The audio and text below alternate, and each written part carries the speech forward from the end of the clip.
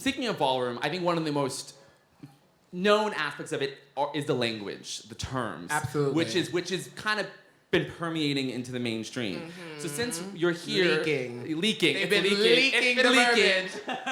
But since you're here, I would love to just do a little quick round of Ballroom Basics with Milan. Ooh. So I'm just going to say a term, you're going to tell me what it means and if you have a story or anything. Just anything I always quick. have a story, baby. I'm sure you do. And I'm not being shady with the first one. Okay, we love shade. Okay. The first one is stacked. Stat? Yeah, stacked. Stat. Well, I'm stumped. Have you ever been stacked before? Isn't that a term? Then you say S-T-A-T-E no, or stacked. S-T-A-C-K-E-D. Stacked. Sat. Stacked. Sorry, stacked. Yes, typo. That's why we're here, babe. That's why Milan's here. I'm like, stacked? You know what's funny? I wrote stacked, read it, and then I typed stacked when I was doing these notes. And that's why you don't do something at 2 in the morning. No, this is why you do stuff at 2. Yes, exactly. For a teachable moment. Sat is basically when you've gotten your 10s. Everybody knows what getting your 10 is, right? Y'all gave me the 10s when I came out. Thank you. I appreciate it. Well deserved. Once you get your 10s, you are now in the competition. Before, you were just showing your effect, whatever talent that category is calling for, whether it was face, runway, or, performance, which is Vogue, but that's why we're here. It's actually called performance in the ballroom scene because you are performing your dance, whatever that is. So you walk your 10s to basically become a part of the battle round. Once you get your 10s, you will battle against one person, sometimes 2. Okay. If we're in a rush, it's gonna be 3 blind mice, which means 3 you bitches get out here and you vogue or you walk and you just go for it. Do your big ones, do your best one. And whoever wins moves on, and whoever loses is considered to be sat. Like, girl, go sit down. Right, okay. So I have been sat before. Yeah. I've been sat by the best and the best only, so I don't mind. I always say when I walk a ball, if the person, and this has happened every time, few times it's happened, I always say it's nothing wrong with being sat by the person that wins your category. Right. Because that means it was their night anyway. Okay. You should have just sat down. Their night. Yeah. Okay. Yeah, it was always going to be for them. That's good then. But if somebody sits you and then they get sat. Oh, you made me think your life choices. Girl. Yeah. Choices. Okay, next one. Realness. Realness.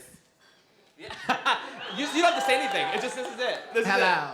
I don't walk realness. A lot of people tell me that I could walk realness. I say I'm a everyday realness girl. I go to work, go home, I mind my business. In ballroom, there are a lot of politics. You have like friends, and I'll be damned if a bitch get next to me and think she's gonna sit me in realness. No, realness is basically being able to pass. I say that it's an outdated category. A lot of people in ballroom feel like it's outdated, but I also love ballroom history. I love our authenticity. I love being able to hold on to as much of our culture as we can. And me being an advocate and someone that cares deeply about queer youth, I'm so on the fence about it, but I'm also on the fence about changing things in ballroom abruptly, because once you start, it's like a slippery slope. Absolutely. And we're never gonna make anyone like everyone happy. You cannot make everyone happy, but you think y'all. But realness is basically saying a trans man, a trans woman, or a butch queen, like me, you could walk down the street and they would think that we were just a married couple. Oh, I would be honored. I would be honored. Well, okay, speaking when we leave here, let's try it. But yeah, that is realness in a sense. Realness is probably the longest category in ballroom, but we could just chop that. But does it relate to like female figure and male figure? Is that yes? Okay. Highly. So basically, you would either walk trans man realness, meaning that nobody in the room knows that you're trans, even though you are walking this trans category. But we're imagining that we're outside and we wouldn't know. Same for femme queen. Those are our trans women categories. So I'm a femme queen, honey. But on the regular streets, you're a trans woman, or maybe some people don't know. And that would be your realness. For a butch queen, it would be a male presenting gay male that identifies as male. And they're able to basically pass in certain rooms and might have a girlfriend. Or I used to have one. Oh, I could have. I used to have one too. Oh my God! Look at us. Look how far we've come. I still like girls though. Yes.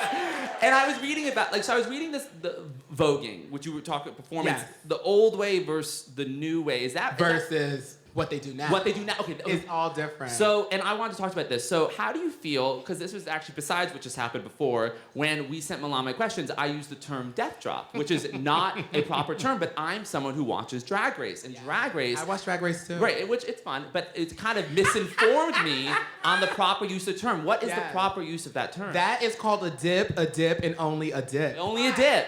So how do you feel though about, like, on one hand, it's becoming, people are accepting this culture, becoming more mainstream, but there's still some misinformation. They're not getting exactly the right, Okay, so when something underground becomes mainstream, everything is not going to get carried over. When I was on the show Legendary, we had to do a lot of like pushing back, and I don't care what NDA I signed, girl. Let's go to court. I have an outfit ready.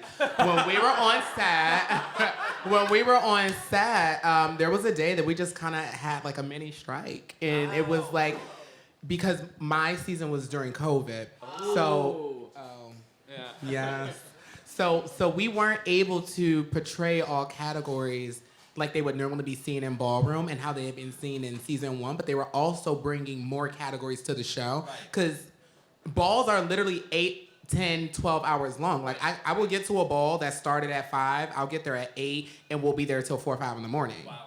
Yeah. So there's no way that you can have all the categories in a whole season of a show where they're clipping these many big moments. So it was a runway category, and they wanted one person to walk first, and then the second person to walk, and then the judges judge. But because we're ballroom girls, you're only gonna remember the last girl. So we can't do that. And they weren't understanding, and we're like, because we live and breathe this, and when little things happen at balls and there are many breaks taken and there's a discrepancy and they have to figure something out, it's always the last person that walked is gonna get the votes because that's just who they remember. Like we're humans at the end of the day, and that's just how the brain works. Well, speaking of Legendary, an iconic